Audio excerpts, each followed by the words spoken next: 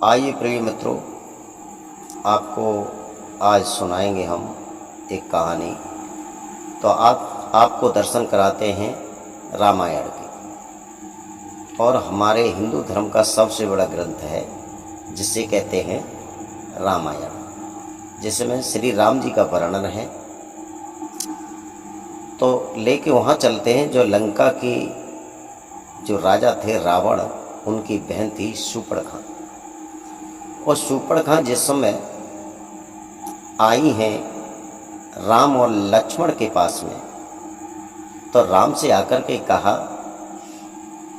हे one में रहने वाले तपसी, आप देखने में तो बड़ी सुंदर लगती हो, लेकिन मेरी इच्छा करती है कि मैं आपसे शादी कर लूं। राम कहने लगे, देवी मैं आपको नहीं पहचानता, तुम कौन हो, लेकिन इतना मैं जानता हूँ कि मेरे पास में तो पत्नी है। आप मेरे छोटे भाई लक्ष्मण के पास चली जाओ। राम से थोड़ी ही दूर पर लक्ष्मण अपने बैठे हुए थे और प्रभु के भजन में मगन थे। जब शूर्पणखा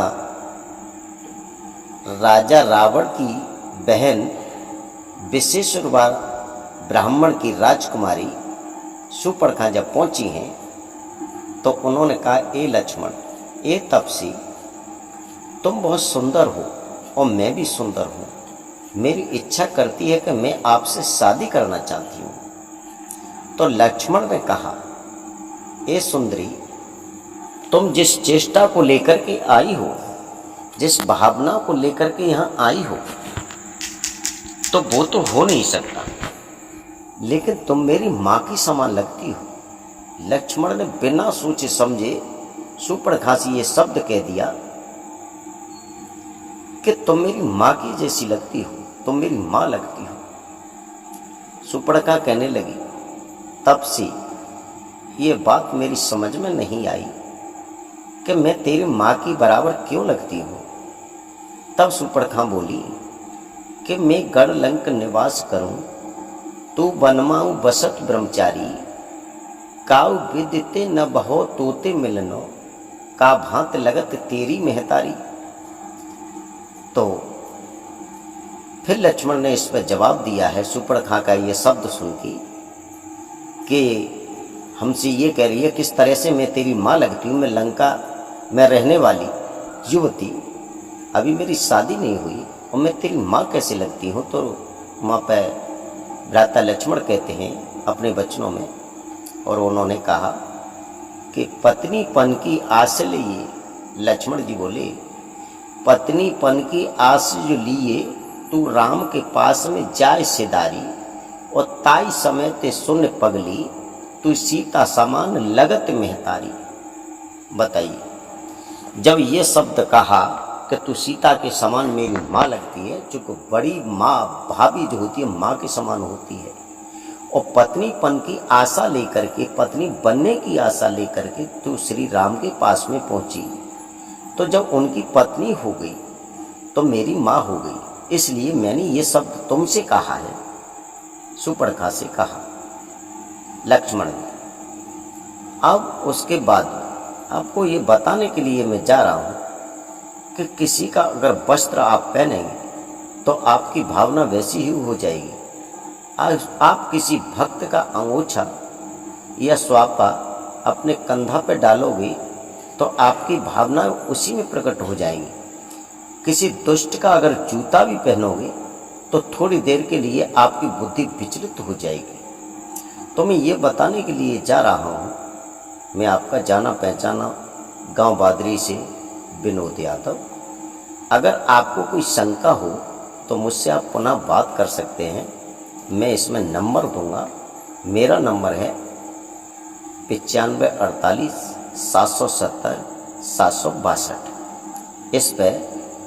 इस नंबर में लाने से हमसे आपकी मुलाकात होगी, और मैं भी चाहता हूँ कि एक बार मुझसे कॉल अवश्य करें। तो आ जाते उसी पॉइंट पर। राम जी इधर लंका का राजा रावण कुंभकर्ण के पास में गया, और रावण कहने लगे कि कुंभकर्ण, मैं बार बार सीता से कहता हूँ, हे सीता, तू मेरी तरफ देख, तू मेरी तरफ देख। लेकिन सीता नहीं देखती। तो रावण ने कहा, आप ऐसा करिए कुंभकर्ण, कोई युक्ति बताइए जिससे सीता एक बार, जिस तरीका से सीता एक बार मेरी तरफ देख ले। तो कुंभकर्ण कहने लगे अपने बड़े भ्राता श्रीमान आदरणीय रावण से।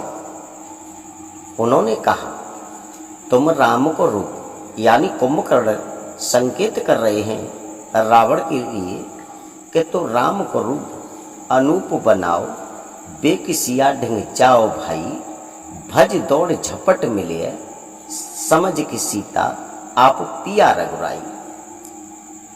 तो ये शब्द जब ये चौपाई उन्होंने सुनी तो उन्होंने कहा मेरी समझ में नहीं आया।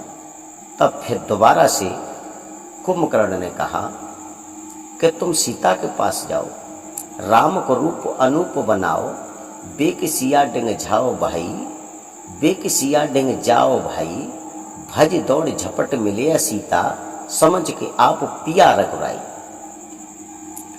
रावण कहने लगे ये कार्य मैंने देख लिया करके। तो रावण ने कहा कुंभकर्ण से, ये कार्य कर देख लियो, किंचित नाय मिलत सपलाई, जब राम को रूप बनावत हैं तो मात सिलागत नार पर आई। यानी जब राम का रूप बना लेता हूँ। भक्तों में ये बताने के लिए जा रहा हूँ कि रावण का स्वरूप बनाने के बाद में उस व्यक्ति की बुद्धि, उस व्यक्ति का मन, उस व्यक्ति की आत्मा कुछ पल के लिए, मैं दावे से कहता हूँ कुछ पल के लिए वो राममय हो जाती है।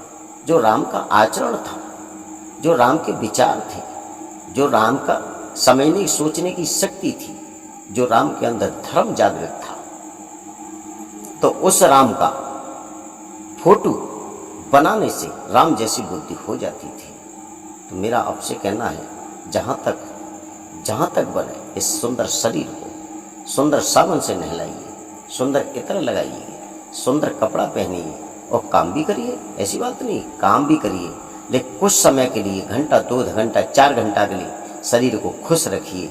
ये सबसे बड़ा धर्म होता है। तो हमने इस वजह से ये रामायण का ये पॉइंट आपके लिए भेज रहे हैं कि इससे आपको जानकारी हो जाएगी कि राम का रूप बनाने में क्या शक्ति प्रकट हो जाती थी। और रामायण साफ कहती है कि राम का रूप बनाने से व्यक्ति की बुद्धि राम जैसी हो जाती थी। और ये बड़े बड़े विद्वान कह गए हैं। तो अगर इसमें कोई शंका है तो मुझसे फ़ोन करें, मुझसे बात करें, और कोई बात नहीं, मुलाकात भी हो जाएगी।